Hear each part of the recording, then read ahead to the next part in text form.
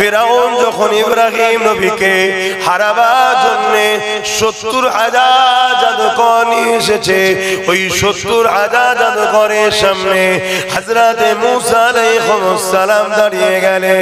দাঁড়িয়ে গিয়ে আল্লাহ পাকে যারা কাউকে ভয় করে না, ইব্রাহিম মূসা নবী বলতে লাগলেন, এই জালিম ফিরাউন, তুমি নিজেকে খোদা দাবি করেছো, কিন্তু খোদা তো তিনি যিনি জমিন আসমানের একমাত্র মালিক, যিনি তোমাকে সৃষ্টি করেছে, যিনি তোমাকে মিশরের রাজত্ব দিয়েছে, সেই আল্লাহকে তুমি মেনে নাও। এই কথা শুনে ফিরাউন রেগে গেল। 70,000 জাদুকরকে বলতে লাগলো, তোমরা তোমাদের জাদুর জোরে মূসা ও তার ভাই হারুনকে মেরে দাও। ফিরাউনের কথা শুনে এই 70,000 জাদুকর, তাদের হাতে একটা করে রশি ছিল, দড়ি ছিল, ওই দড়িগুলো তারা ছেড়ে দিল। ওই প্রতিটা রশিগুলো সাপ হয়ে গেল। এই সাপ হয়ে গিয়ে এমন করে মূসা নবীকে ধরার জন্য মূসা নবীর দিকে তেড়ে তেড়ে যেতে লেগেছে। আমার আল্লাহ আওয়াজ দিয়ে দিলে, এ হযরত মূসা রে, তোমার হাতের লাঠিটা ছেড়ে দাও। মূসা নবী লাঠিটা ছেড়ে দিল। সঙ্গে সঙ্গে একটা বিশাল বড় অজগর সাপ হয়ে যায়।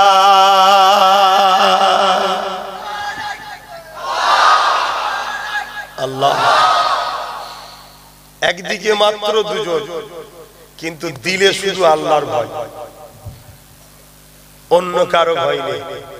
আর একদিকে মিশরের রাজা, হালদার অজগুলো বুঝবেন, আমরা ঠিক এই জায়গাতেই এখন দাঁড়িয়ে আছি। শুনছেন তো, নামাজের হজ অনেক হয়, হবে, আরো হবে। রোজার হজ, হাজের হজ অনেক হয়, আরো হবে। কিন্তু আজকে যে জায়গায় দাঁড়িয়ে আছি, আমরা ইসলাম নিয়ে বাঁচতে পারবো কিনা এই জায়গায় দাঁড়িয়ে আছি। কেন আজকেও ফেরাউন বসেছে,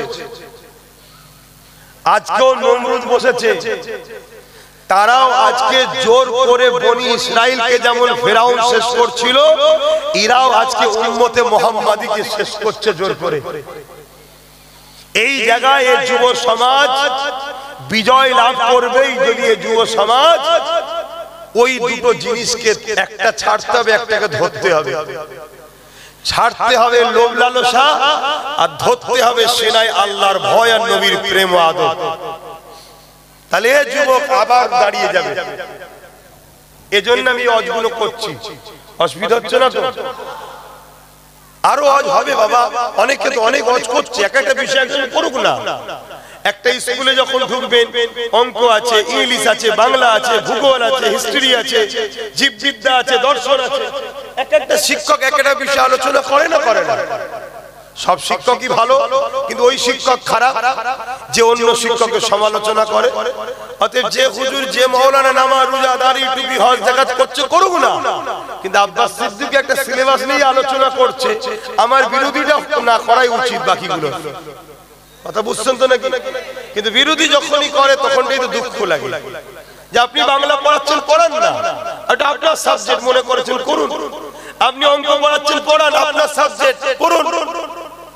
কিন্তু আমি বাস্তব যেটা ঘটছে, পুরাতন দিন এমন ঘটেছিল, তা থেকে কি করে বিজয় আমরা পেয়েছি আজকের যুব সমাজকে দিতে হবে। আজকের যুব সমাজ ওটা নিলে এই যুব সমাজ বিজয় হবে, নতুন প্রজন্ম ইসলাম পাবে। জোরে বলুন সুবহানাল্লাহ।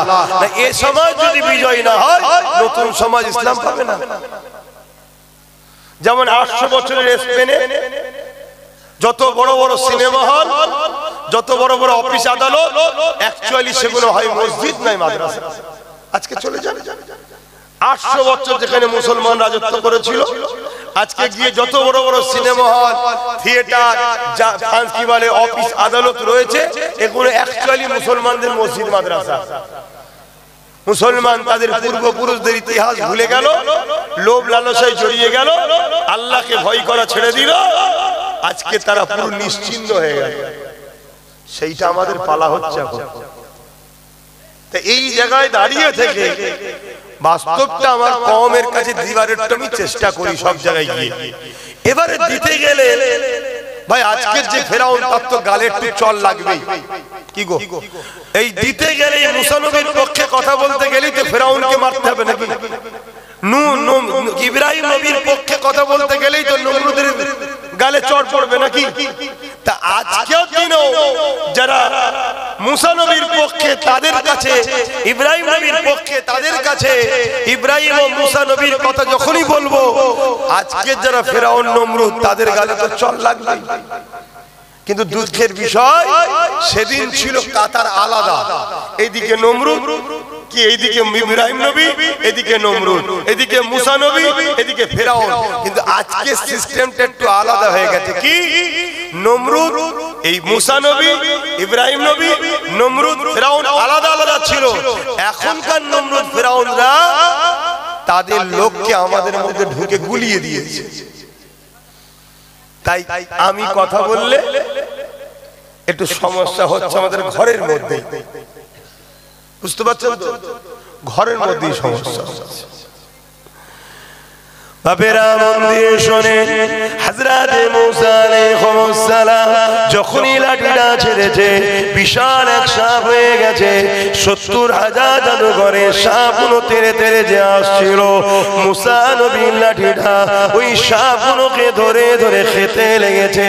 এই দৃশ্যটা দেখে ৭০,০০০ জাদুঘর, যাদেরকে ফেরাউন ভাড়া করে নিয়ে এসেছিল, যাদেরকে ফেরাউন অর্থ দিয়েছিল, যাদেরকে ফেরাউন রাস্তার পারে রেখেছিল, যাদেরকে ফেরাউন সম্মানিত করেছিল, ওই সকল ৭০,০০০ জাদুঘর উঠে দাঁড়িয়ে গিয়ে ফেরাউনের দরবার ছেড়ে দিয়ে আস্তে আস্তে মুসা নবীর কাছে আগিয়ে এসে বলতে লেগেছে, হে মুসা, আমাদেরকে ক্ষমা করে দাও, আমাদেরকে ওই পানি পরিয়ে দাও যে পানিতে মহান স্রষ্টা আল্লাহকে পাওয়া যাবে।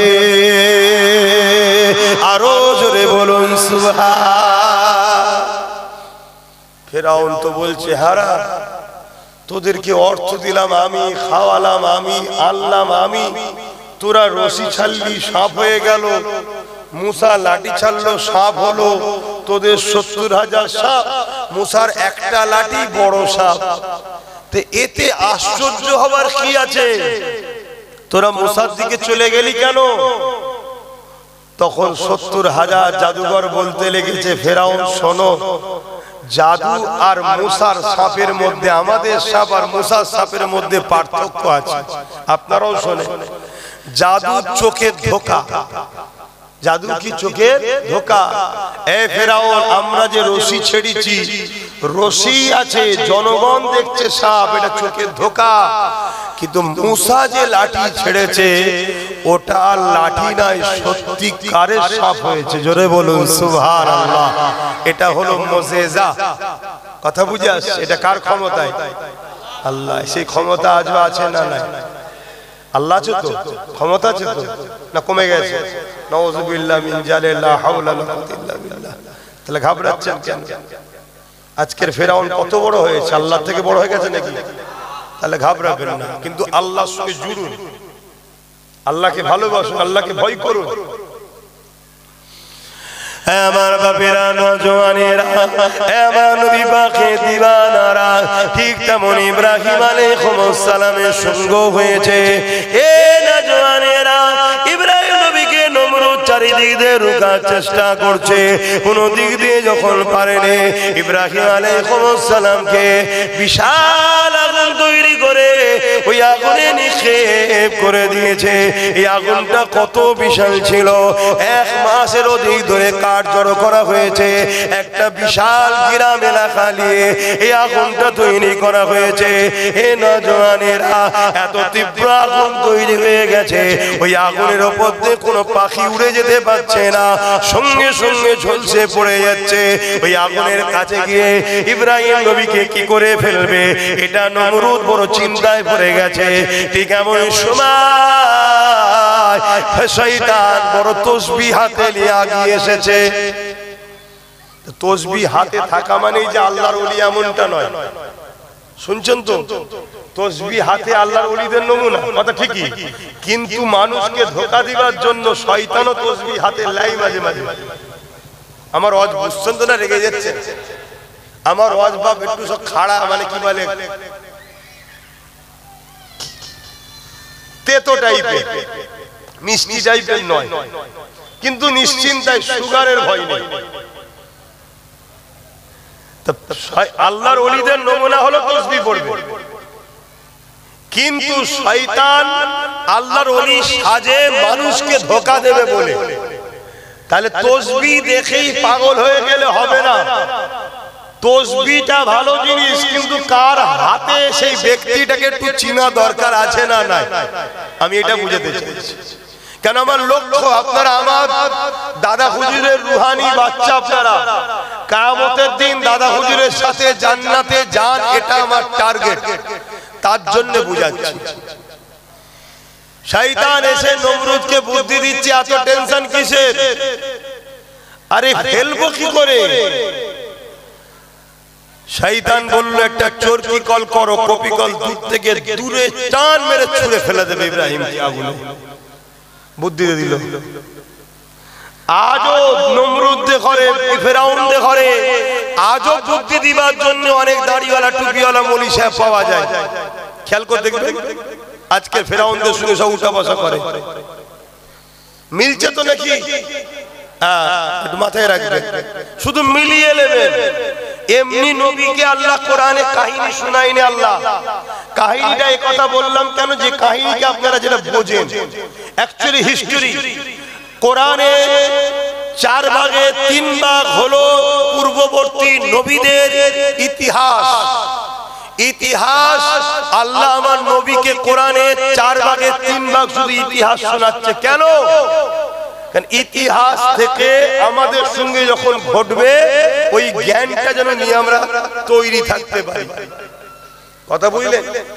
কারবালা শুধু ইমাম হোসেন পাকের সঙ্গে হয়নি, ইমাম হোসেন পাকের সঙ্গে কারবালার সূচনা হয়েছে।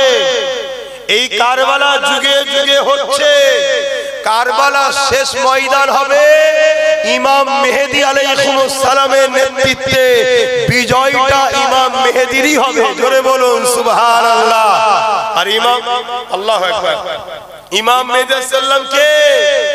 ইমাম হাসান হোসেন হুজুরেরই আওলাদ, ওই নসলে। কথা বুঝে আসছে? বিজয় তো আমাদেরই হবে রে বাবা। যুদ্ধ কোনো শেষ কারবালার হয়নি। আমরা মনে করি একবারই হয়েছে, ঘটে গেছে। না না না, যুগে যুগে হচ্ছে, এখনো চলছে। বাপেরা, নওজওয়ানেরা, তরুণেরা, এ নবী পাকের প্রেমিকেরা, হযরত ইব্রাহিম আলাইহিস সালামকে নমরুদ কপিকল তৈরি করে চরকি বানিয়ে তার উপরে তুলে দিল। এবারে টান মেরে ওইখানে ছুঁড়ে ফেলে দেবে আগুনে। এই সময়ে আল্লাহ পাক বললেন, এ জিবরাইল জলদি করে যা, আমার ইব্রাহিমকে আগুনে ফেলার আগে ওইখানে গিয়ে পৌঁছে যা। হযরতে জিবরাইল আলাইহিস সালাম চলে আসলেন, দ্রুত এসে চরকিখানা ধরে ফেললেন। আর ঘোরাতে পারছে না। ইব্রাহিম আলাইহিস সালামকে সালাম দিলে, সালাম দিয়ে বলতে লেগেছেন, হুজুর আপনি যদি ইজাজত দেন এদের আমি ব্যবস্থা করে দেব। হুজুর কোন সাহায্য কি আপনাকে করতে হবে? হযরত ইব্রাহিম আলাইহিস সালাম বলেছিলেন, হে হযরতে জিবরাইল মন দিয়ে শুনবেন, কারণ ইব্রাহিম নবী আমাদের আব্বা জান হয়। আমরা ইব্রাহিম নবীর বেটা, আপনারাও ইব্রাহিম নবীর বেটা। বলুন না আল্লাহু আকবার। এতে খুশি নয় আপনারা? এটা কত বড় নবীর আওলাদ আপনারা। কিন্তু বাপের বেটার তো কিছু নমুনা থাকা দরকার। আমাদের বাপ পৃথিবীর রাজার সঙ্গে চোখে চোখ রেখে ডাইরেক্ট লড়াই করেছে ভয় না খেয়ে। আর আজকে আমরা ছোটখাটো গ্রামের পেতিমার্কা নেতাকে থেকে মুসলমান ভয় পাই। তাহলে বলুন আমরা বাপের বেটা কত মান সম্মান ডুবাচ্ছি?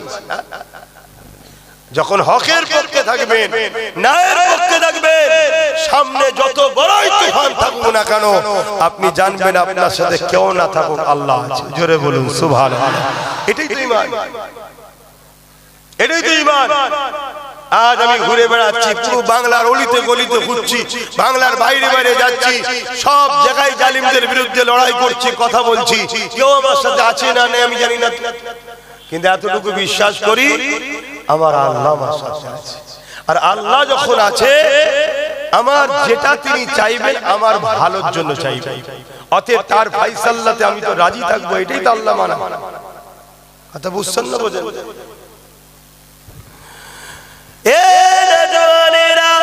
হযরত ইব্রাহিম আলাইহিস সালাম কে যখন এইভাবে জিজ্ঞাসা সালাম বললেন, ও ভাই ইব্রাহিম আলাইহিস সালাম আপনাকে কি সাহায্য কি করতে হবে? হযরত ইব্রাহিম আলাইহিস সালাম বলেছিলেন, ও হযরত জিবরাইল রে, বড় নাজুক সময় এখন চলছে, আল্লাহ আমাকে পরীক্ষা নিচ্ছে। এ হযরত জিবরাইল, আমি যে আল্লাহকে ভালোবাসি, যে আল্লাহর জন্য আমি নাই কথা বলি, সেই আল্লাহ ইব্রাহিমকে এখন দেখতে পাচ্ছে। ইব্রাহিম কি অবস্থায় রয়েছে আমার আল্লাহ দেখতে পাচ্ছে। আমার উপরে নমরুদ এত রেগে গেছে কেন? আমাকে আগুনে এত ফেলছে কেন? আল্লাহর পক্ষে আমি আছি তাই, আল্লাহকে ভালোবাসি তাই, আল্লাহ ছাড়া কাউকে মানি না বলে তাই, নায়ের পক্ষে কথা বলি তাই। যদি আমার আল্লাহ আমাকে সব দেখছে, যদি আল্লাহ আমাকে বাঁচাতে চায়, নমরুদের আগুন থেকে বাঁচানোটা আমার আল্লাহর কাছে কোনো ব্যাপার নয়। হযরত জিবরাইল আর আল্লাহ যদি নমরুদের আগুনে ফেলে, আমি ইব্রাহিমকে পরীক্ষা নাই, আল্লাহ যদি নমরুদের আগুনে ফেলে, আল্লাহ যদি খুশি হয় ইব্রাহিমকে পুড়িয়ে, হযরত জিবরাইল রে, আমি বলি আল্লাহকে ভালোবাসি। মন দিয়ে শোনেন, মন দিয়ে শোনেন, আমরা বলি আল্লাহকে ভালোবাসি। ইব্রাহিম নবী বলছে আমিও বলি আল্লাহকে ভালোবাসি। হযরত জিবরাইল রে, আল্লাহকে যে ভালোবাসি বলি, এই ভালোবাসাটা কেমন ভালোবাসা? আমার আল্লাহ যদি ইব্রাহিমকে নমরুদের আগুনে ফেলে খুশি হয়, নমরুদের আগুনে পুড়িয়ে আল্লাহ যদি খুশি হয়, ইব্রাহিমের ভালোবাসা এতটা কম নয়। হযরত জিবরাইল, আমার আল্লাহর খুশির জন্য আমি ইব্রাহিম একবার নয় হাজারটা যদি জান দেয়, হাজারবার ইব্রাহিমের আগুন আল্লাহর খুশির জন্য নমরুদের আগুনে ইব্রাহিম পুড়তে রাজি আছে। আরো জোরে বলুন সুবহানাল্লাহ।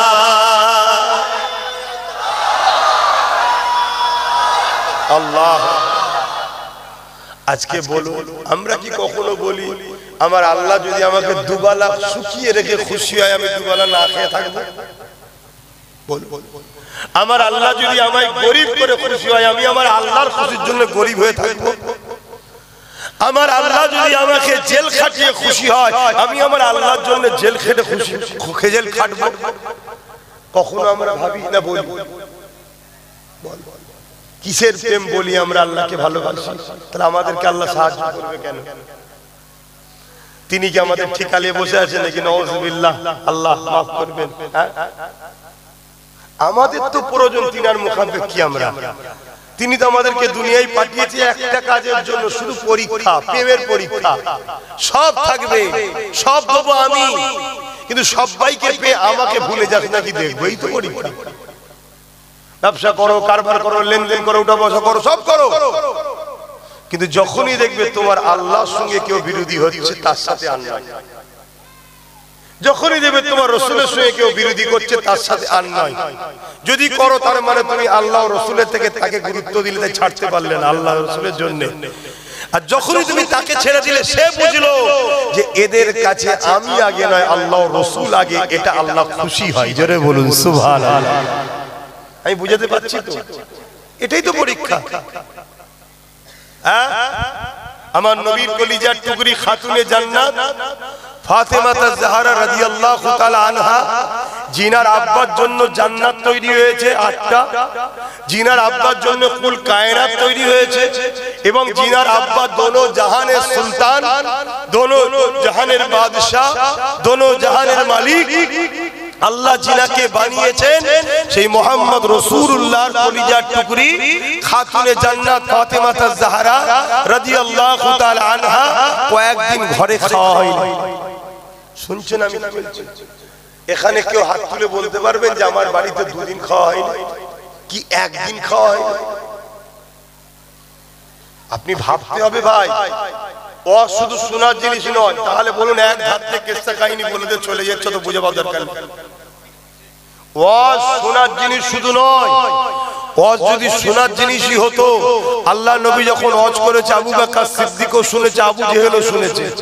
একজন দুনিয়া থেকে জান্নাতের সার্টিফিকেট পেয়েছে, একজন দুনিয়া থেকেই জাহান্নামের সার্টিফিকেট পেয়েছে। কারণটা কি? ওয়াজ শুনে বোঝার জিনিস, যে বোঝে তার মধ্যে ধাক্কা হয় দিলে, সত্যি আমি ভুল করছি। এইটা যখনই আল্লাহ দেখবে যে আমার বান্দার মধ্যে একটা ধাক্কা লাগছে, আল্লাহ তখন সহযোগিতা করবে আপনাকে আল্লাহ ওয়ালা হওয়ার জন্য। জোরে বলুন সুবহানাল্লাহ। আর শুধু শুনেই গেলেন কি হবে? আপনাকে তো ভাবতে হবে যে রাসূল না হলে আল্লাহ জমিন ও জামা চুনা কিছুই বানাতেন না। কুল কায়নাত যার জন্য বানিয়েছে সেই রাসূলুল্লাহর কলিজার টুকরি খাতুনে জান্নাত, তিনার ঘরে কয়েকদিন খাওয়া হয়নি। তারা কি গরিব ছিল? তোমাদের ধারণা কি গরিব ছিল? না। তাহলে খাওয়া হয়নি কেন? না, গরিবিটাকে পছন্দ করেছে, আল্লাহকে চেয়েছে। আল্লাহ আমার রাসূল চাইতেন আল্লাহ একবেলা খাওয়াবেন আর একবেলা খাওয়াবেন না। সাহাবারা জিজ্ঞেস করছেন হুজুর এ দোয়া কেন? বলছে আল্লাহ শুকরকারীদেরও বন্ধু, সবরকারীদেরও বন্ধু। জোরে বলুন সুবহানাল্লাহ। যে খাওয়ার পর আলহামদুলিল্লাহ বলে আল্লাহ তারও দোস্ত, আর যে না খেতে পেয়ে সবর করে আল্লাহ তারও বন্ধু, তারও দোস্ত। জোরে বলুন সুবহানাল্লাহ। শুনছেন? তাহলে আমি রাসূলুল্লাহ যখন খাবো আলহামদুলিল্লাহ বলবো আল্লাহ আমার সাথে, আর যখন না খাবো তখন সবর করব আল্লাহ আমার সাথে। এবং গরিবরা ধনীদের থেকে 500 বছর আগে জান্নাতে যাবে। জোরে বলুন সুবহানাল্লাহ। বাবেরা, নওজোয়ান তরুণেরা, হে নবী পাকের প্রেমিকেরা, হযরত খাতুনে জান্নাত ফাতিমা জাহরা রাদিয়াল্লাহু তাআলা আনহা স্বামী হযরত শেরে খোদা মাওলা আলী রাদিয়াল্লাহু তাআলা, তিনি এমন করে স্ত্রীকে বললেন, এ ফাতেমা রে, আমার তোমার নাই হলো এই বাচ্চা হাসান হোসেন দুটো কয়েকদিন পানি খেয়ে রয়েছে, একটু ভাববেন, শুনবেন, দিলের গভীরে একটু কথাকে নিয়ে যাবে, তাদের উপরে মোহাম্মত ভালোবাসা রেখে শুনবে, দিলটা থেকে ভেঙে গিয়ে চোখ দিয়ে পানি বেরিয়ে যাবে। কি জিন্দেগি তিনাদের ছিল। এ যুবকেরা, তরুণেরা, হযরত মাওলা আলী শেরে খোদা রাদিয়াল্লাহু তাআলা তিনি বলতে লাগলেন, এ ফাতেমা রে, আল্লাহ নবীর কাছে আমি একটু যাই, কারণ রাসূলুল্লাহকে অনেকে নজরানা দেয়, যদি কিছু পাওয়া যায় নিয়ে আসবো। কমসে কম বাচ্চা দুটো ইমাম হাসান হোসেন, তারা দুজন তো কমসে কম খেতে পারবে। হযরত মাওলা আলী চলে গেলেন আমার রাসূলুল্লাহ দরবারে। দীর্ঘক্ষণ পরে ফিরে আসে, কিছু পেলেন না, মনটা মরা করে দরজার গোড়ায় এসে দরজার বাইরে থেকে সালাম দিলেন। আপনারাও শুনে রাখেন, বাইরে থেকে সালাম দিয়া এটা রাসূলুল্লাহ সুন্নাত, ঘরওয়ালাকে সালাম দিতে হয়, এটা রাসূলুল্লাহ সুন্নাত। এই মাওলা আলী যখন সালাম দিলেন, হযরত খাতুনে জান্নাত ঘরের ভেতর থেকে সালামের জবাব দিলেন। দরজা না খুলে একটা জায়গা দিয়ে জানালাটা সরিয়ে, যে ভাষাটা আপনারা বুঝবেন, ওই কাপড়টা সরিয়ে দিয়ে তিনি দেখতে লেগেছে মাওলা আলী কি নিয়ে এসেছে, কি অবস্থায় রয়েছে। হযরত খাতুনে জান্নাত দেখছে হযরত মাওলা আলী খালি হাতে রয়েছে, মনটা বড় মরা, চোখগুলো ছলো ছলো। হযরত খাতুনে জান্নাত বলে, হে আমার প্রাণের স্বামী, মন খারাপ কেন? হযরত মাওলা আলী বলে, হে ফাতেমা রে, নবীর বেটি আমার স্ত্রী হয়ে এসেছো, কখনো তোমাকে ঠিকভাবে খাওয়াতে পারলাম না, তোমার সুখ শান্তি জামা কাপড় অর্থাৎ তোমাকে অন্য জনেরা যেভাবে দেয় আমি তোমাকে সেইভাবে বেশি বেশি দিতে পারলাম না। এ ফাতেমা রে, আজ কয়েকদিন ক্ষুধার্ত রয়েছি, সংসারে খাবার কিছু নাই, কিন্তু আল্লাহ নবীর কাছে গেলাম, ওখানেও কিছু পেলাম না, এই মনটা বড় খারাপ হয়ে গেছে। হযরত খাতুনে জান্নাত কেমন নবী শিখিয়েছে বেটিকে দেখুন। আজ বাপেরা, আপনারা আপনাদের কন্যাগুলোকে কি শিখিয়ে পরের বাড়ি পাঠাচ্ছেন, পরের বাড়ি গিয়ে এত অশান্তি হচ্ছে, বেশি দিন সময় লাগছে না, জনম দুঃখিনী মাকে ছেড়ে দিয়ে বেটাকে আলাদা করে দিচ্ছে আপনার ঘরের মেয়েগুলো। হচ্ছে না? কি শিখিয়েছি আমরা? আর আল্লাহর নবী ফাতেমাকে কি শিখাচ্ছে দেখো। এই অবস্থায় দাঁড়িয়ে আমাদের এলাকার কোন মেয়ে ঘর করবে? হ্যাঁ, এই অবস্থায় দাঁড়িয়ে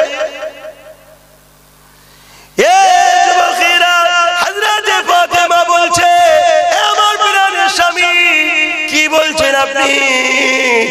আপনি তো শুনেছেন আল্লাহ কোরআনে বলেছে, যিনি আল্লাহ পাক যাকে খাওয়ায়, আল্লাহ পাক যখন দেয় ওটা নিয়ে যে শুকরিয়া আদায় করে, আল্লাহ পাক তার উপরে রাজি খুশি হয়ে যায়।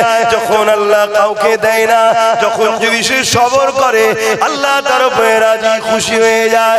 আমার প্রাণের স্বামী, আল্লাহ যদি ফাতিমাকে, হাসান হুসাইনকে আর আমার স্বামী মৌলা আলীকে আল্লাহ যদি আমাদেরকে না খাইয়ে খুশি হয়, কেন আমরা আল্লাহর খুশির জন্য না খেয়েও নিজেকে খুশি রাখতে পারবো না? স্বামী, আপনি হাসুন, আপনি মুখে হাসি নিয়ে আসেন, তারপরে আপনার দরজা খুলে ভেতরে আসে, আপনার হাসি মুখটা আমি দেখতে চাই। তবে প্রাণের স্বামী শোনেন, আমি আমার আল্লাহর শুকরিয়া আদায় করি আলহামদুলিল্লাহ। যখনই খাতুনে জান্নাত এটা বললেন, হযরতে মাওলা আলী বলতে লেগেছে, কি জন্য শুকরিয়া আদায় করলেন? হযরতে খাতুনে জান্নাত বলছে, আপনি নয় খাবার কিছু নিয়ে আসেন না, তাতে কি আছে? আল্লাহ যে আমার স্বামী আলীকে ঘরে ফিরিয়ে দিয়েছে, এটাই আমার আল্লাহর কাছে শুকরিয়া।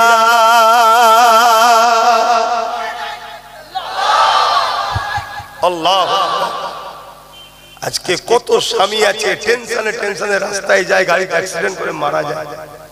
কত এমন স্বামী আছে গরিব মানুষ চাপে পড়ে গেছে, ওসব জানি না, ঈদের দিন এটা কিনে দিতে হবে, ওটা কিনে দিতে হবে। কথা বুঝে আসছে না? খবরদার, আছো বলে বলতে পারছো, না থাকলে সব যাবে। আর খাতুনে জান্নাতকে রাসূল কি শিখিয়েছে? যে খাবার হয় না তো কি হয়েছে, আমার স্বামী তো আল্লাহ ফিরিয়ে দিয়েছে। আল্লাহ যদি আপনাকে ডেকেলে আমার কিছু করার আছে? অতএব এতেই আমি খুশি আলহামদুলিল্লাহ। তাদের মধ্যে আল্লাহর ভালোবাসা, আল্লাহর ভক্তি কত ছিল।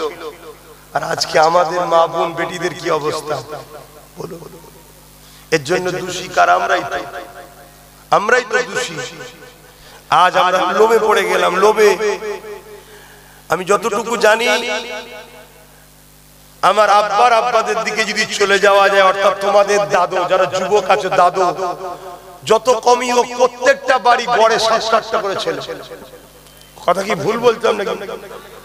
প্রত্যেকটা দাদুর গড়ে 7-8টা করে ছেলে, প্রত্যেকটা। কথা বুঝে আসছে না?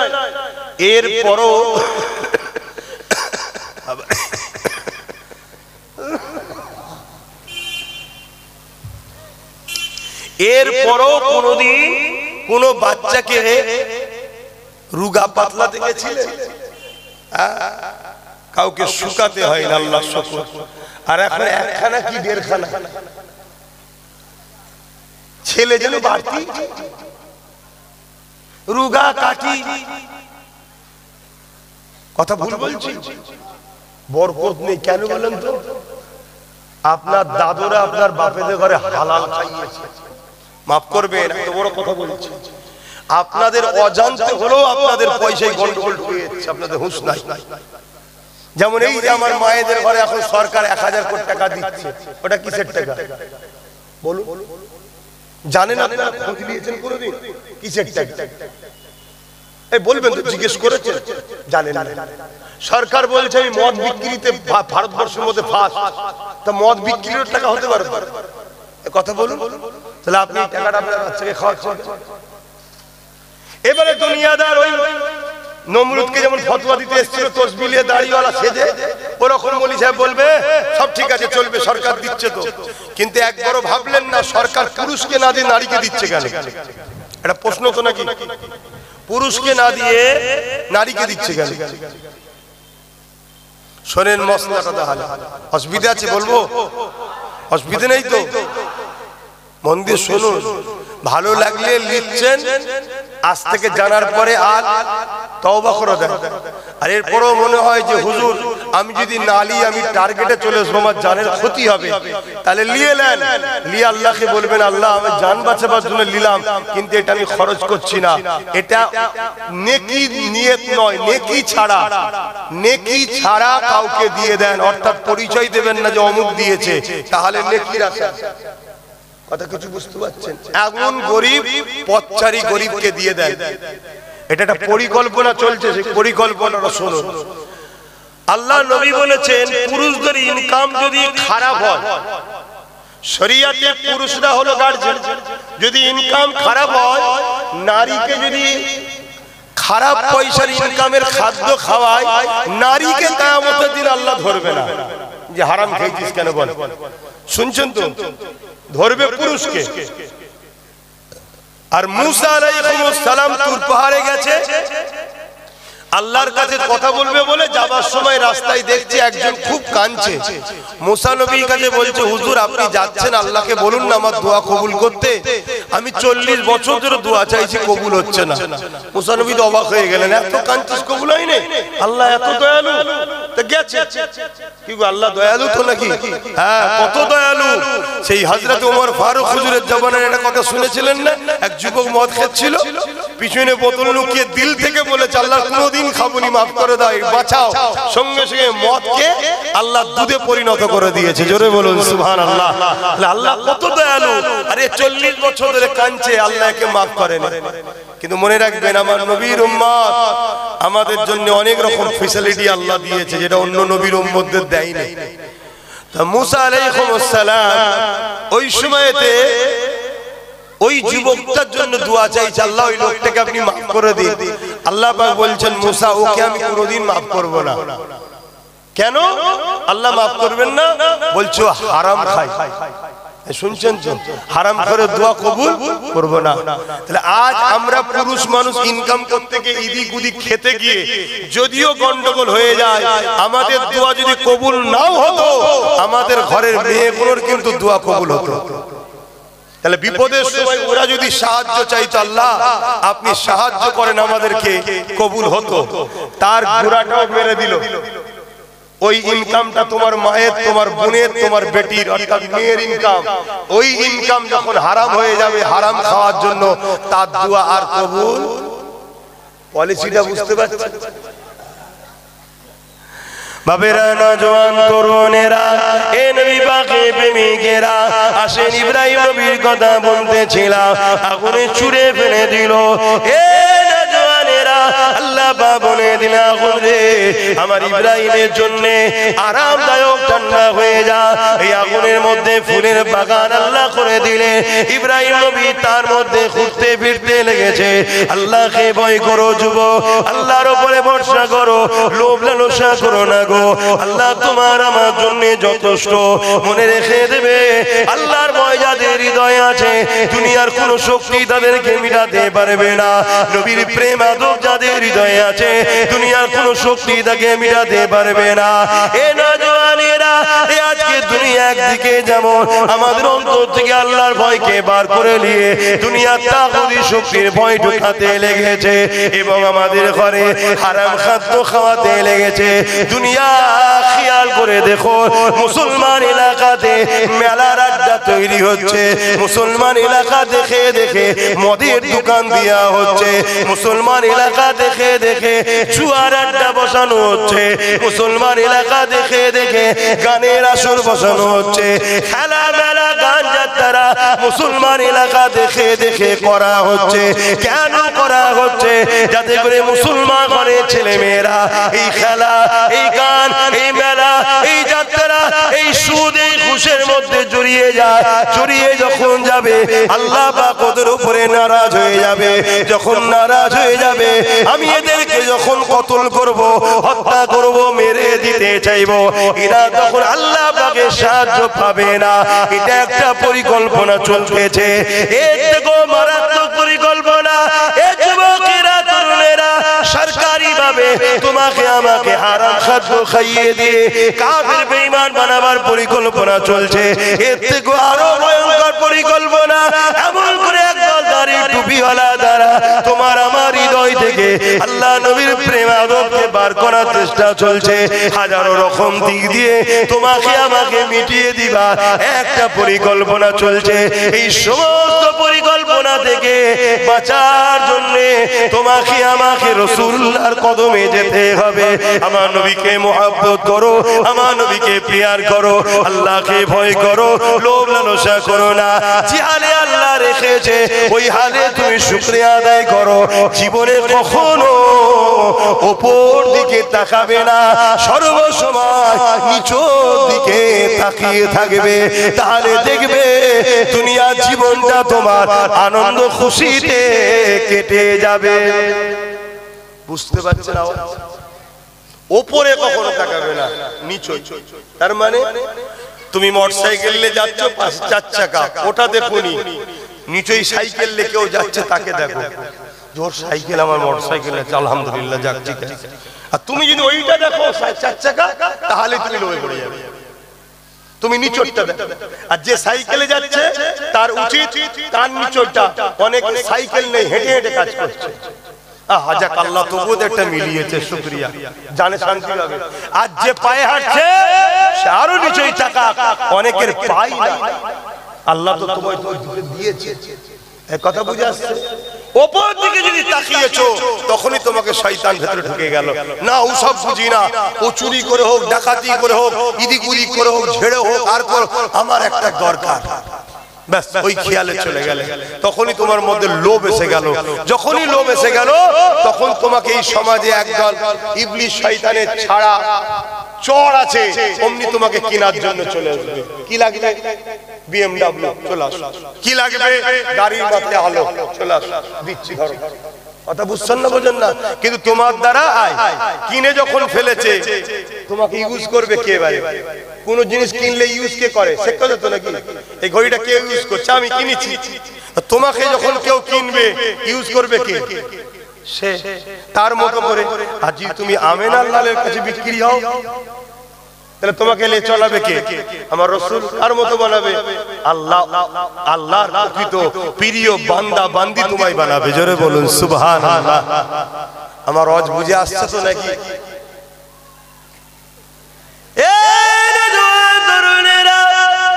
কোনদিন কি ভাবতে পেরেছিলে মদিনার ওই মানুষগুলোর কথা, যাদের পায়ে জুতো ঠিকভাবে ছিল না, যাদের পরনে জামাগুলো ছিঁড়া ফাটা ছিল, কিন্তু তারা ওয়াকাত আল্লাহ পাকের প্রেম নিয়ে, আল্লাহর ভয় নিয়ে, নবীর প্রেম ভালোবাসা নিয়ে বদরের ময়দানে 313 জন দাঁড়িয়েছিল।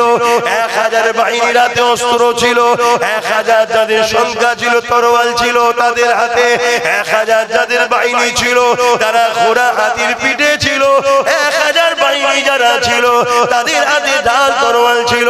পৃথিবীর ইতিহাসটা যাকে শোনাবে তারাই বলবে 1000 বাহিনী জিতবে, তাই তো নাকি?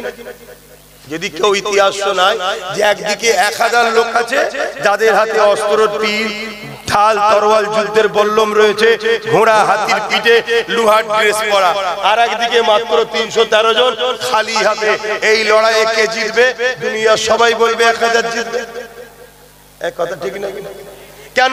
ওদের হাতে অস্ত্র, এদের হাত খালি, ওরা ঘোড়ার গায়ে পিঠে, এরা খালি পায়ে দাঁড়িয়ে, তাদের হাতে যুদ্ধ ড্রেস, এনাদের ছিঁড়া ফাটা জামা।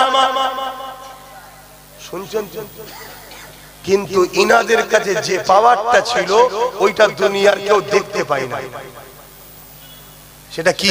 আল্লাহ ও রাসূল। কি? একটু সারা দেন না। আল্লাহ ও রাসূল ইনাদের দিলে ছিল। সাহাবা হুজুররা বলতে লেগেছে, আবু জেহেল বাহিনী যখন আমাদের সামনে দাঁড়িয়েছে, তাদের সঙ্গে 1000 ছিল, তাদের হাতে তীর ছিল, বল্লম ছিল, তাদের দিকে ঘোড়া ছিল, হাতি ছিল, ঠিকই কথা, সব তাদের থাকতে পারে, কিন্তু আমাদের দিকে আল্লাহ রাসূল ছিল।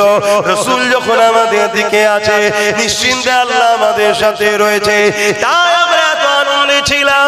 বিজয় তো আমাদেরই হবে। লড়াইটা শুরু হয়ে গেল। ওই লড়াইতে 313 জনের কাছে 1000 বিজয় তো দূরের কথা, তারা পরাজিত হতে বাধ্য হয়েছে। 313 জনের কাছে বন্দী পর্যন্ত হয়ে গেছে। এই যুবকেরা, তরুণেরা, এই বদর থেকে ইনসাফ কায়েম করা শুরু করলো। ইনসাফ কায়েম হতে হতে হতে হতে তামাম পৃথিবীর জমিনে না সত্য ইনসাফ ইনসানিয়াতকে ওই 313 জনের দ্বারা আল্লাহ পাক প্রতিষ্ঠিত করে দিলেন। অবশ্যই সবটা আমার নবী পাকের কৃতিত্ব। কেন সাহাবা হুজুরদের মধ্যে বলতে শুনেছে হযরত ওমর ফারুক রাদিয়াল্লাহু তাআলা, তিনি একদিকে ইমাম ছিলেন মসজিদে, আর একদিকে আর্ধেক পৃথিবীর খলিফা ছিলেন, যিনি মসজিদে আকসাকে বিজয় করেছে। এ যুবকেরা, তরুণেরা, আজও সেই জেরুজালেমের মসজিদ আকসা নিয়ে আবার নতুন করে চক্রান্ত চলছে। আমাদের ইমামরা মসজিদে দাঁড়িয়ে দাঁড়িয়ে দাঁড়িয়ে মসজিদে আকসা নিয়ে বলতে পারে না, বললেই গ্রাম থেকে কেউ দাঁড়িয়ে গিয়ে বলবে ওসব কথা কি বলার দরকার, বা তার বলার এনার্জি নাই। দুটোর মধ্যে একটা হতে পারে। কিন্তু আমার ওমর ফারুক তিনি এমন করে মসজিদের ইমাম যেমন ছিলেন, আবার মসজিদে আকসাকে তিনি উদ্ধার করেছেন, বিজয় করেছেন। আর আজকে আমাদের মসজিদের ইমামরা একটা হক কথা বলতে পারে না। যদি বলে অমনি বলবে কালকে ফজর হওয়ার আগে আপনাকে যেন দেখা না যায়। এ যুবকেরা, তরুণেরা, ইমামের কাজ কি? মানুষের মাইন্ডে ঢুকে গেছে ইমামের কাজ হলো নামাজ পড়াবে আর মুরগিগুলোকে জবাই করবে। না না না, ইমাম একে বলেন। ইমাম তো শিক্ষা দিয়ে দিল আমার রাসূলুল্লাহ, যিনি মদিনার মসজিদে ইমামতিও করেছে, আবার মদিনার রাষ্ট্রপ্রধান ছিল হযরত ওমর ফারুক, ইমামতি করেছে। অর্ধেক পৃথিবীর রাষ্ট্রপ্রধান ছিলেন। এ যুবকেরা, তরুণেরা, এ নবী পাকের প্রেমিকেরা, হযরত ওমর ফারুক রাদিয়াল্লাহু তাআলা তিনি এমন করে যখন মসজিদে আকসাকে উদ্ধার করেছেন, বিজয় করেছে, তখন মসজিদে আকসার চাবিটা এমন করে জেরুজালেমের বাইতুল মুকাদ্দাসে রোমের হাতে তখন ছিল। ওই রোমের সম্রাট বলেছিল এই চাবিটাকে আমরা মসজিদে আকসার চাবি ওমর ফারুকের হাতে দেব। আমরা দেখতে চাই কে ওমর ফারুক, যারা এমন করে একটা দিন বকরি চড়াতো, দুম্বা চড়াতো, আজ তারা অর্ধেক পৃথিবীর রাজত্ব করছে। কার উসিলায়, কার সোহবতে? আমার নবী পাকের উসিলায়, নবী পাকের সোহবতে হযরত ওমর ফারুক রাদিয়াল্লাহু তাআলা আনকে দেখার জন্য রোমের সম্রাট এমন করে ইরাদা করলো। তাই হযরত ওমর ফারুক বেরিয়ে পড়লেন। একটা উট নিয়ে বেরিয়েছে, উটের পিঠে ওমর ফারুক বসেছে, আর উটের লাগামকে তেনার সাথী ধরে নিয়ে যাচ্ছে। 1 মাইল যাওয়ার পরে হযরত ওমর ফারুক বলতে লেগেছে, হে আমার সফর সাথী, উটটাকে দাঁড় করাও। উট বসে পড়ল। ওমর ফারুক নেমে গেল, নেমে গিয়ে ওই সাথীকে বলতে লেগেছে, বাবারে শরীর থেকে ঘাম বেরিয়ে গেছে, এবারে তুমি উটের পিঠে ওঠো, আমি রশিটা ধরে নিয়ে যাব। সাথী বলতে লেগেছে, ওমর ফারুক, হুজুর আমিরুল মুমিনিন বিয়াদবি মাফ করবে, আপনি অর্ধেক পৃথিবীর সুলতান, অর্ধেক পৃথিবীর শাহনশাহ, আপনি আমিরুল মুমিনিন, আর আমি একজন আদনাসা গোলাম। আপনার উটের পিঠে বসবো আর আপনি লাগামটা ধরে নিয়ে যাবেন, এটা কি করে হতে পারে? হযরত ওমর ফারুক বলেছিলেন, হে মানুষেরা শুনে রেখে দাও, আমি ওমর কাল কিয়ামতের ময়দানে আল্লাহর কাছে কি মুখ দেখাবো? আল্লাহ যখন আমাকে জিজ্ঞাসা করবে, ওমর রে, আমি তোমাকে খলিফা করেছিলাম বলে আমার একটা গরীব বান্দা কষ্ট বুঝিলে না। আরো জোরে বলুন সুবহান।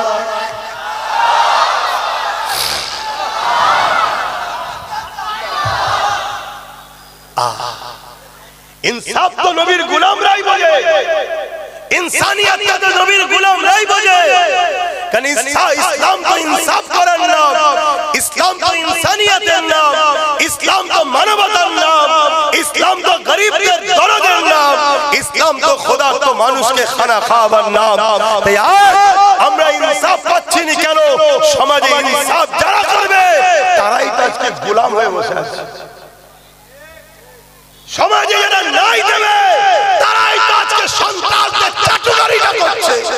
এজন্য আজকে আমাদের এই দুর্দশা। সেই জায়গা থেকে আব্বাস সিদ্দিকী চেষ্টা করছে তোলার, উঠতে পারবো কি আমি জানি না, কিন্তু এতটুকু জানি যে চেষ্টা করে আমার আল্লাহ তাকে কখনো ছেড়ে দেয় না, তার সাথ দেয়। জোরে বলুন সুবহানাল্লাহ। তাই চেষ্টা করছি আমার বিরাট প্রিয় ছোট ভাইটাকে আমি নাম দিয়েছি, যা এখন মানুষ বুঝবে না, তাই আমি এদিকে ধর্মের দিকে আছি, তুই রাজনীতির দিকে যা। এতে আমার কওমের অনেকে আবার আমায় গালিগালাজ করছে, আছে না? না, মানে চাটুলগাড়ি করে করে, গোলামি করে করে, জালিমদের পা চেটে চেটে এদের খুশি নাই রাখা। এ যুবক, খারাপ নিচ্ছ কথা? তাহলে একটা ছোট্ট ওয়াকিয়া তোমাদেরকে শোনাই, এই দুটো কথা মনে রাখবেন বিচখানে। কোন একদিন একটা সিংহ তার বাচ্চা জন্ম দিতে গিয়ে মা সিংহটা মারা যায়। মা সিংহটা মারা যায়। এই বাচ্চাটা কোন ক্রমে একটা ছাগলের পালের সঙ্গে ঢুকে যায়। বন্ধুর সঙ্গে ছাগলের পালের সঙ্গে ঢুকে যায়। ছাগলের সঙ্গে বড় হচ্ছে, ছাগলের সঙ্গে পাত্রে খায়, ছাগলের সঙ্গে উঠা বসা, ছাগলের সঙ্গে ঘুমোয়। ছাগল বড় হচ্ছে, এও বড় হচ্ছে, ছাগল বড় হচ্ছে, এও বড় হচ্ছে। ছাগল একে গুতোই, সিং বেরোলে কি করে? ছাগলের বাচ্চা সিং বেরোলে কি করে? কুটকুট করে, গুতোই। আর এ শুধু সবার গুতো খায় আর ভাবে আমার কবে বেরোবে। কে? সিংহ কবে বেরোবে, গুতো। এরম গুতোচ্ছে। একদিন সিংহটা বিশাল জন একদম হয়ে গেছে, আর ছাগলগুলো বড় বড় হয়েছে। ছাগলের মায়েরা ছাগলকে নিয়ে চড়াতে বেরিয়েছে। ইও তো সবসময় থাকে, ছাগলের বাটে মুখ দিয়ে দুধ খেয়ে বড় হয়েছে। ইও মনে করে এটাই আমার মা, ইও যাচ্ছে। অপরদিকে আরেকটা বড় সিংহ জঙ্গল থেকে বেরিয়ে শিকার করতে এসে দেখছি একটা সিংহ ছাগলের পালে ঘুরছে, আর সব সিংহ ছাগলগুলো ওই সিংহটাকে গুতোচ্ছে। ও কিচ্ছু বলছে না। জঙ্গলের সিংহর মাথায় হাত, তো এর সুন্দর ডুবিয়ে ফেললো রে। তো একটা হুঙ্কার দিয়েছে, বাঘের যে হুঙ্কার, সিংহের হুঙ্কার মেরেছে। মারতেই হুঙ্কার মারলে ছাগলগুলো কি করবে? সব ছুটছে। আর এই বাঘটা যে এখন সিংহটা জন হয়ে গেছে, কি করছে? ইও ছুটছে। তখন ও অবাক হয়ে গেছে, কি হলো? ইও ছুটছে। তখন ও বুঝতে পেরেছে যে অন্য রহস্য আছে। ছুটে এসে এর সামনে দাঁড়িয়েছে। এই জন সিংহ, এর এত ক্ষমতা, অরিজিনাল যে জঙ্গল থেকে এসেছে ওকেও ফেলে ফেলতে পারে। কি সবে জন্তু, সবে জন্তু, কিন্তু ও কাটাকাটি করছে। তখন বলছে, দেখ তোকে আমি খাবো না, আমি তোকে একটা কথা বলছি, শুনবি বল, তোকে আমি ছেড়ে দেবো। কি কথা? চ আমার সাথে পানি খাবি। সারা জীবন পানি খেয়েছে, পাত্রে নিয়ে যাচ্ছে নদীতে। ঘাবড়াবে না, ঘাবড়াবে না, কিন্তু হুঙ্কার দিচ্ছে, তো না গেলে কিন্তু মারবো।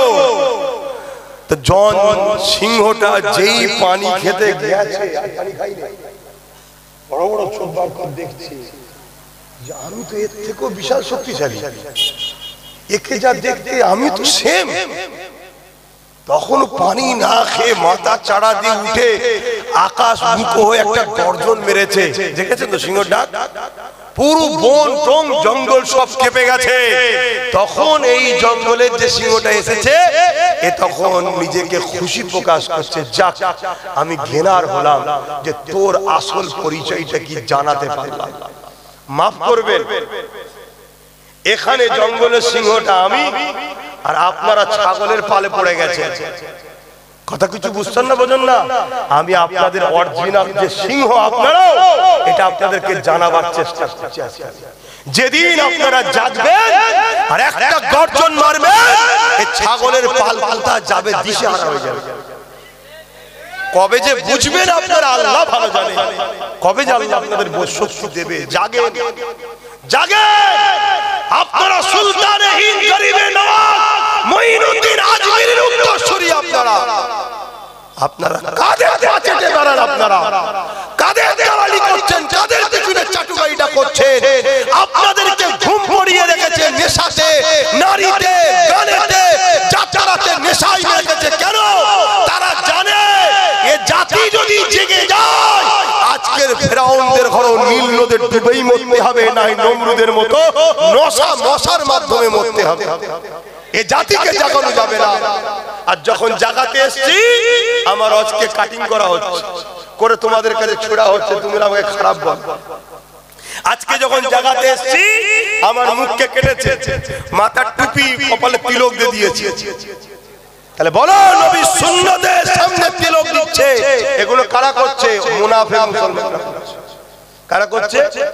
এই আমাদের মধ্যে থাকা মুনাফিক, যারা ওদের কাছ থেকে ভাড়া নিয়ে কাজ করছে। আজকে যখন তোমাদেরকে জাগাতে এসেছি তখন আমাদেরকে বলা হচ্ছে এগুলো হচ্ছে অমুকের বি টিম, বলছো না? বলে কারণ তোমরা যদি জেগে যাও, তোমরা যদি উঠে দাঁড়াও, আচ্ছা আচ্ছা ফেরাউনের ঘুম হারাম হয়ে যাবে। আচ্ছা আচ্ছা ফেরাউনের ঘুম হারাম হয়ে যাবে। কথা বুঝছো তো নাকি? না মনের মধ্যে সেই একটাই কথা, কি করে পারবো, কি করি হবে? হ্যাঁ, এরা মনে হচ্ছে। তুমি যদি পারবে বলো, এটাই তো প্রথম চটকাই ভুল। তুমি পারবে বলছি না তো, তোমাকে সাকসেসফুলটা দেবে তো আল্লাহ। তোমাকে তো তাওয়াক্কাল তো আল্লাহ হতে হবে, যে আমি ডায়ে বায়ে সামনে পিছনে বুঝি না, এদিকে গেলে খুশি আল্লাহ, যাব মরতে হয় মরব, এই হচ্ছে কথা। এবারে তুমি বেরিয়ে যাও। তোমার যদি আল্লাহ শহীদ কপালে রাখে শহীদ হবে, গাজী কপালে থাকলে গাজী হবে। এই ইয়াকিন, এই বিশ্বাস রেখে তোমাকে ইয়াকিনের উপরে একটা ডিসাইড ফায়সালা করতে হবে। এই যে জমিনটা দেখছো, এখানে যদি আমি চাষ করি কালকে, ভালো ফসল হবে? জোরে বলে, কেন? এটা চাষযোগ্য জমি নয় তো, কিন্তু আমি সরে গেলে হবে? আমি যদি চাষ শুরু করে দিই, কালকে ফল হলো না, সামান্য হলো, তারপর আবার যদি চাষ করি, হয়তো ভালো হলো না, আর একটু বেশি হলো, আবার চাষ করি, হয়তো অনেক লস হলো, কিন্তু একটা দিন চেষ্টা যদি চালিয়ে যায়, এ জমিন চাষযোগ্য হবে না? হবে না? তাহলে আজ কবে তুমি ভাবছো সিং হবে তারপরে গুতবো? হ্যাঁ, তোমাকে তো নামতে হবে। তোমাকে তো সারা জীবন ভয় দেখিয়ে দেখিয়ে ঘরে ঢুকিয়ে দিল। কেউ বলেছিল গোশ খাওয়া বন্ধ হয়ে যাবে, কেউ বলছে তাড়িয়ে দেবে। এই তো চলছে শুধু, সারা জীবন তো এই শুনলাম। কথা বুঝে আসছে না? না, কিন্তু আমাকে নামতে হবে। তাতে 1 বছর না হয়, 2 বছর না হয়, 3 বছর না হয়, 10 বছর না হয়, 20 বছর না হয়, না হোক, কিন্তু জমিন চাষযোগ্য হবে। আমার বাচ্চা কোনো বুঝা বুঝা ধান গোলাই তুলবে, ঠিক না বে ঠিক? এর জন্য প্রস্তুতের দরকার আছে না? এমনি আব্বাস সিদ্দিকী নামে না, এমনি তার ভাইটাকে নামাইনি। এর জন্য অনেক গাল খেতে হচ্ছে। ঘরের লোক গাল দিচ্ছে, বাইরের লোক গাল দিচ্ছে, সবাই মিলে গাল দিচ্ছে, তারপরেও কিন্তু নিজের জায়গা থেকে সরে গেছি। দেখেছেন কেন? আমার ভরসা আল্লাহর উপরে, আমার ভরসা রাসূলুল্লাহর উপরে, আমার বিশ্বাস, আমার নিয়ত। এখানকার খবর কেউ না জানো, আল্লাহ রাসূল জানে যে আমি কাউকে লুটার জন্য করছি না, আমি গরিব আল্লাহর বান্দা বান্দীদের বাঁচাবার জন্য করছি। আমার কওম সহ অন্য ধর্মের গরিব মানুষকে বাঁচাবার জন্য চেষ্টা করছি, যেটা আমার নবীর সুন্নাত। জোরে বলুন সুবহানাল্লাহ। আমার নবী কি শুধু মুসলমানদের জন্য কথা বলেছেন? আহারে, আমার নবী যখন এসে কথা বলে জালিমদের বিরুদ্ধে, তখন তো মুসলমান ছিল কোথায়? এই নারীদেরকে জ্যান্ত পুঁতে দিস না, নবী যাদেরকে বলেছিল তারা কি মুসলমান ছিল নাকি? না, মুসলমানের নারীদের জন্য বলেছিল। ভালো তাহলে বোঝেন। বাপেরা, নওজওয়ানেরা, তরুণেরা, আল্লাহ আমাদেরকে কেন বানালেন, কি জন্য বানালেন, কি জন্য পাঠালেন, এটা ভুলে গেলে চলবে না। আল্লাহ আমাদেরকে কোরআনে ঘোষণা দিয়ে দিয়েছে, কুনতুম খায়রা উম্মাতিন উখরিজাত লিন-নাসি তা'মুরুনা বিল মা'রুফ ওয়া তানহাউনা আনিল মুনকার।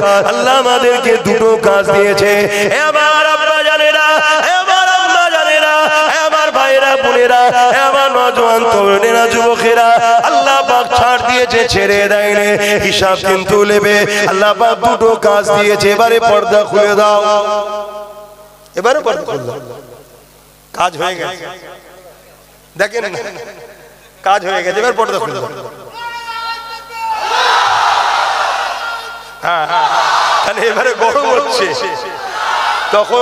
তখন হালকা ছিল তো, মুজাহিদের সংখ্যা তখন কম ছিল, ওই জন্য ঠান্ডা হওয়া ছিল। এখন মুজাহিদ বেড়ে গেছে, যুবকদের সংখ্যা বেড়েছে, তাই গরম তাপ বেড়েছে। সুবহানাল্লাহ, নারে দিবে।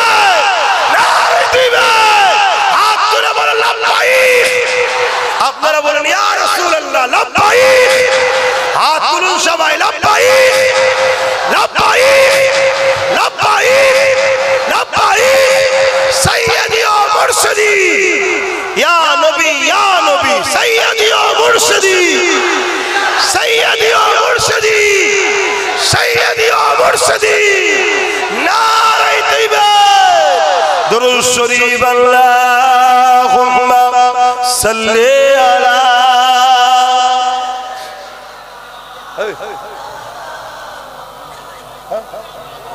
আচ্ছা কি হবে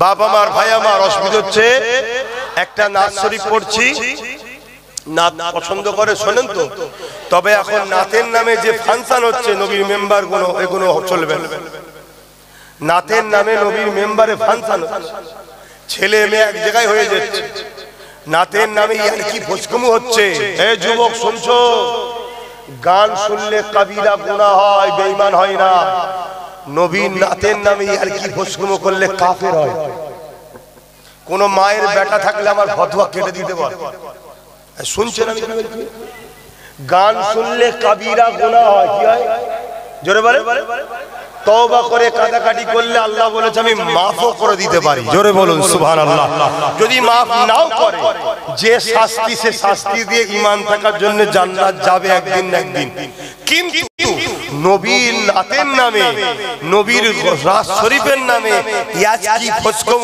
ফাজলামু যদি করো ঈমান চলে যাবে আমার নবী জাতা জিনিস নয় ওই নবী পাকের নামের যে মিম অক্ষর আছে না এই মিম অক্ষরকে যদি একদিকে রাখা হয় পুরো দুনিয়াকে যদি আরেকদিকে রাখা হয় মিম অক্ষরটার ভারী বেশি হবে জোরে বলুন সুবহানাল্লাহ কথা কিছু ঢুকছে মাথায় আদবের প্রেমের মর্যাদার সম্মানের দামের কথা বুঝে আসছে সেই নবীলি আর কি করলে হবে না নাত করো না নাত ভালো জিনিস তো কিন্তু এর বীজখানে আরেকটা কাজ আছে ওটা একটু আপনাদের করতে হবে করবেন না এই জলসাটা হলো দুটো কথা এসে বললাম শুনছেন তো ভুল করছি আপনাদের জাগান কি অন্যায় করছি যুবক জাগো আগামী দিন তোমার সামনে তোমার মা বোন বেটির রেপ হয়ে যাবে একদম স্পষ্ট কথা আমি বলা ছেলে কোন লুকোচুরি করা মুখে কথা এটকে বলা ছেলে আমি নয় হাকিকাত বলছি হাকিকাত বলছি যেটা প্যালেস্টাইন বাসীর সঙ্গে ঘটেছে আগামী দিন তোমাদের সাথে ঘটবে শুনছো তো যুবক যদি না জাগো আর জেগে যাও আল্লাহ ও রাসূলের হয়ে যাও শুধু ব্যাস তোমাদের কেউ কিচ্ছু করতে পারবে না কথা মাথায় ঢুকছে এই বিশ্বাস আল্লাহর উপরে আছে তো হয়ে যাও আল্লাহ হয়ে যাও নবীর হয়ে যাও এটা মাথায় রাখো আমার ভাইগুলো যাচ্ছে পকেটে হাত দাও যার যা খুশি একটু শরীক হয়ে যাও দরুদ শরীফ আল্লাহুম্মা সাল্লি আলা নাক বন্ধ হয়ে যাচ্ছে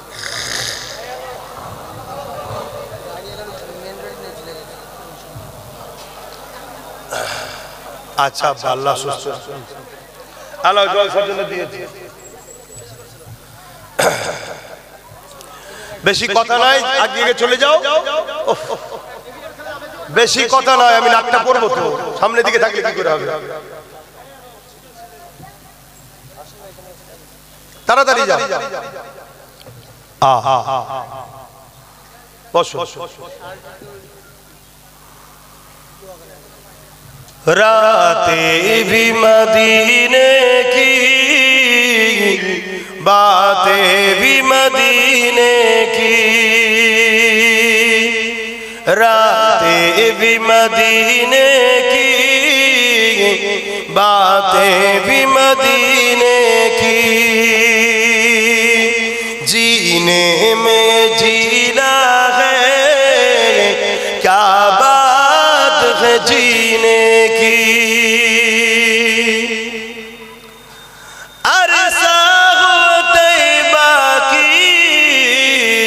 गलियों से गुजरे अरसा तैबा की जिस गलियों से गुजरे इस वक्त भी गलियों से खुशबू है पसीने की आरो जोरे बोले নবী পেয়েছি। এ যুবক, ইনি হলেন আমাদের নেতা। এসব কি কাদের পিছনে ঘুরিস তোরা ভাই আমার? ইনি হলেন আমাদের নেতা। 1450 বছর আগে যে রাস্তা, যে গলি, যেখানে যেখানে মক্কা মদিনা তায়েফের ঘুরেছে, আজও সে জায়গায় তুমি চলে যাও, আমার রাসূলুল্লাহর শরীরের পাসিনা ঘামের খুশবু এখনো পাওয়া যায়। জোরে বলুন সুবহানাল্লাহ, আরো জোরে বলুন সুবহানাল্লাহ। আল্লাহ আল্লাহ, ইয়া রাসূলুল্লাহ, ইনাকে লিডার বলে নেতা আমাদের একটা কে? আব্বাস সিদ্দিকী? না না, কে আব্বাস সিদ্দিকী? আব্বাস সিদ্দিকী যদি তোমাকে মুহাম্মদ রাসূলের দিকে জোড়ে, তাহলে আব্বাস সিদ্দিকী জিন্দাবাদ। আর নচেত ভালো বংশের ছেলে হিসাবে বিয়া বিবি করতে যাবেন না, দূরে সরে যাবেন। কিন্তু যে রাসূলের সঙ্গে জুড়বে না, সে যেই হোক, মুফতি হোক, মাওলানা হোক, মুহাদ্দিস হোক, ফকিহ হোক, যেই হোক, তার সাথে আমাদের কোনো সম্পর্ক হওয়া উচিত নয়। এটা হবে ঈমানদারদের মিশন একটাই। কেন আমরা নবীর সাথে জুড়ব? নবী আমাদেরকে আল্লাহর সাথে বান্দা আর দাসের যে সম্পর্ক, বান্দা আর আল্লাহর যে সম্পর্ক, সেই সম্পর্কে নবী জুড়বে। জোরে বলুন সুবহানাল্লাহ। रातें भी मदीने की, बातें भी मदीने की, जीने में जीना है, क्या बात है जीने की। अरसा हो तैबा की, जिस गलियों से गुजरे,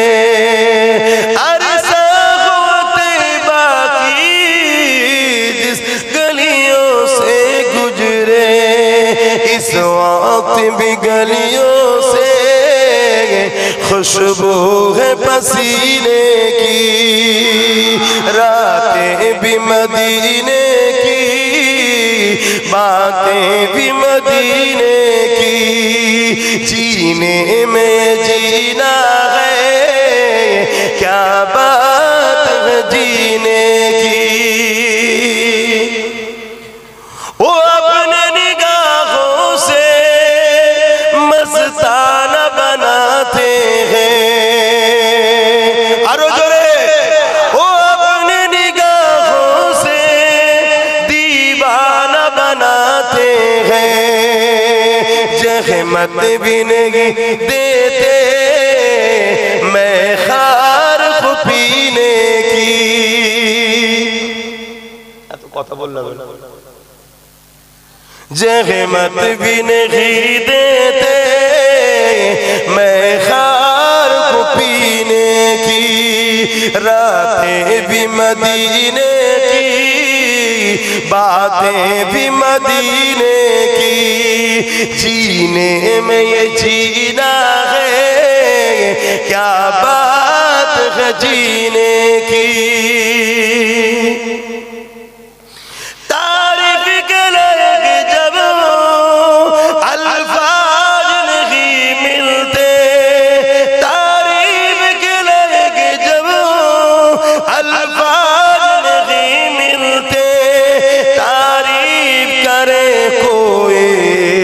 इस तरह मदीने की, মদিনা যে তারিফ করবে সেরকম কোনো কথা তো নেই যে মদিনার তারিফ কি করে করবে। তাহলে মদিনার যদি এত শান হয়, কেন রাসূল মদিনা শরীফকে ভালোবাসে? তাই জোরে বলুন সুবহানাল্লাহ।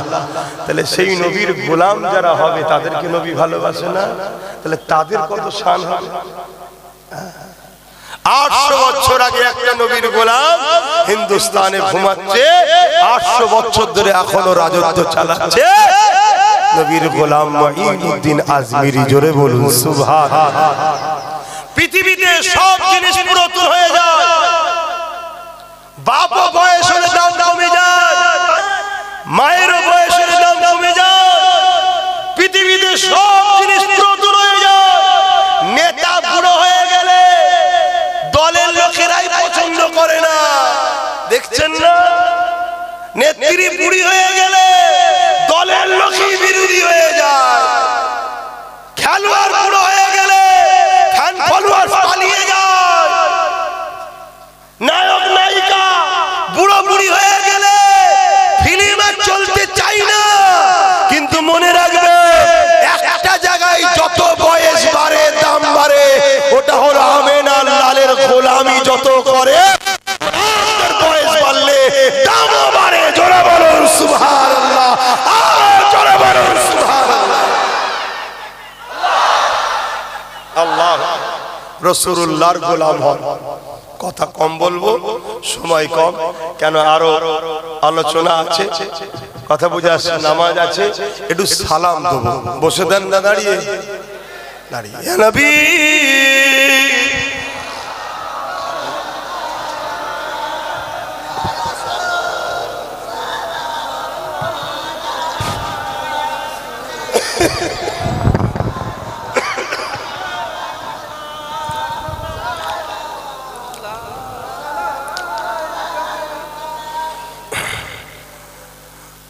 আমি একটা কথা সব জায়গায় আলোচনা করি, আজকেও এখানে একটু করতে চাইছি। সালাম দিয়ে বসার পরে আপনারা যদি শুনতে চান হাত তুলে সাক্ষী দেবে। সেটা হলো একটু ওয়াকাফ নিয়ে আলোচনা করতে চাইছি, আপনারা কি শুনতে চান?